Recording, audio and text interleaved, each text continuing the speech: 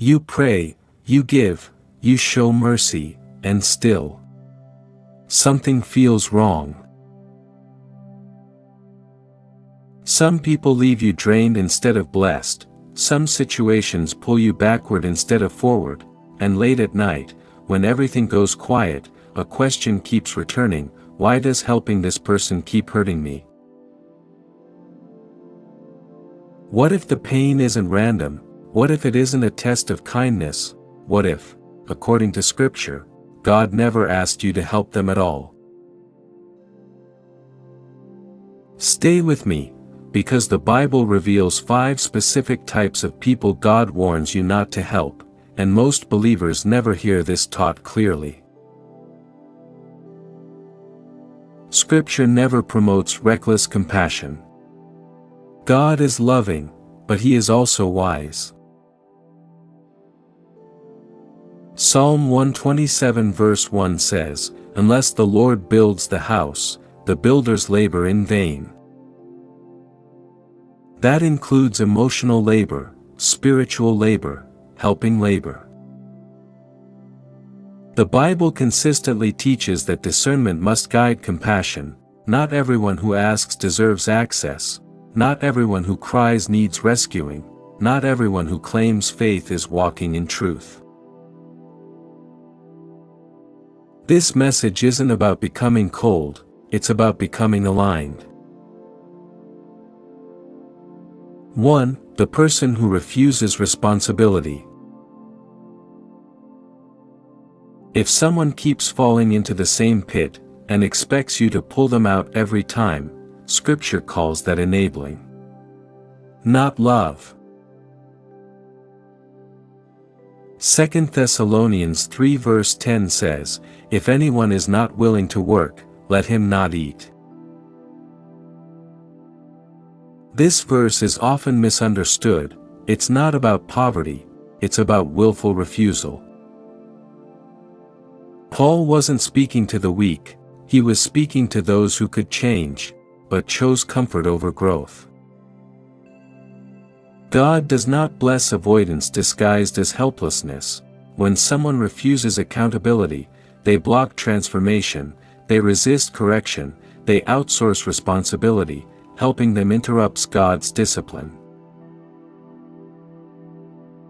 You've encouraged them, prayed for them, given time, money, advice, but nothing changes.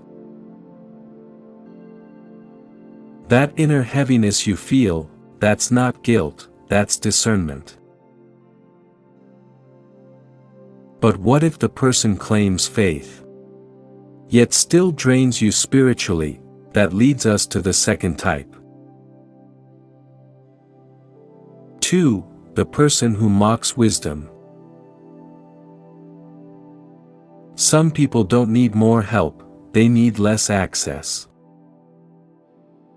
Proverbs 9 verses 7 to 8 says, "Whoever corrects a scoffer gets himself abuse. Do not reprove a scoffer, or he will hate you." God draws a clear line here.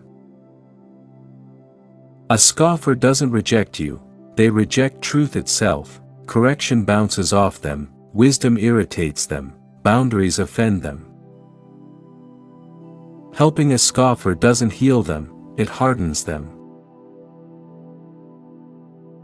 You feel tension after every interaction, they twist your words, they mock your faith subtly. And yet you keep trying. Because you think love means endurance, but Jesus himself walked away from mockers. Still, there's a type even more dangerous, because they appear spiritual. God sometimes withholds help on purpose, not as punishment, but as preparation. Hebrews 12 verse 6 reminds us, "The Lord disciplines the one he loves." Interfering with divine discipline delays maturity. Now listen closely, because the next type is where many believers lose years of peace. 3. The person who weaponizes faith. Not everyone who quotes scripture walks with God. 2 Corinthians 11 verse 14 says, Satan disguises himself as an angel of light.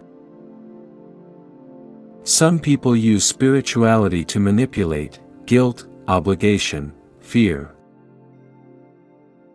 They sound righteous, but leave you confused and burdened. God never commands you to submit to spiritual manipulation. They say, God told me you should help. A real believer wouldn't say no, you're being tested.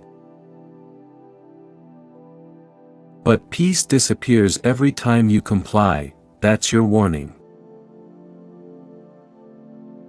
Yet there's another type, quiet, familiar, and emotionally close. 4. The person who drains without reciprocity.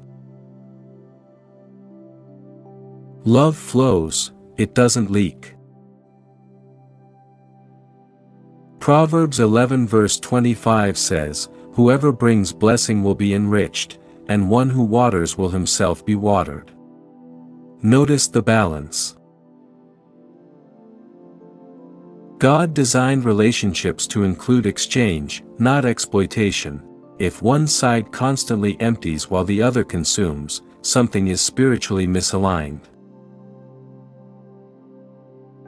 Inner connection, you think about them late at night, you replay conversations, you feel guilty pulling back. But peace returns when distance grows, that contrast is not accidental. Still, the final type requires the deepest courage. 5. The person God is calling you to release. Some endings are not betrayals, they are obedience. Ecclesiastes 3 verse 6 says, A time to search, and a time to give up. God removes people when a season ends, a lesson completes, growth demands separation, holding on becomes resistance. You feel unrest when you help, prayer grows quiet, progress stalls. These are not accidents, they are invitations to release. God never asks you to sacrifice obedience for compassion, when help harms your spirit. God is not glorified, when giving destroys your peace, wisdom is missing. Jesus fed crowds, but he also withdrew. He healed many, but did not chase everyone. Discernment is not selfishness, it is stewardship. Gently reflect, where does peace disappear, which help feels forced instead of guided? What might God be doing that you're interrupting? Release guilt, strengthen prayer, trust divine timing. If this message reached you at a quiet moment, if it answered a question you've been carrying silently, you are not alone. This isn't about loving less, it's about loving wisely. If this brought clarity, gently press like. It helps this message reach someone else who's struggling. Subscribe for more spiritually grounded teachings that bring peace, not pressure, and share this with someone who keeps giving, but never rests. You're not failing at love, you're learning discernment, and God is guiding you, one step at a time.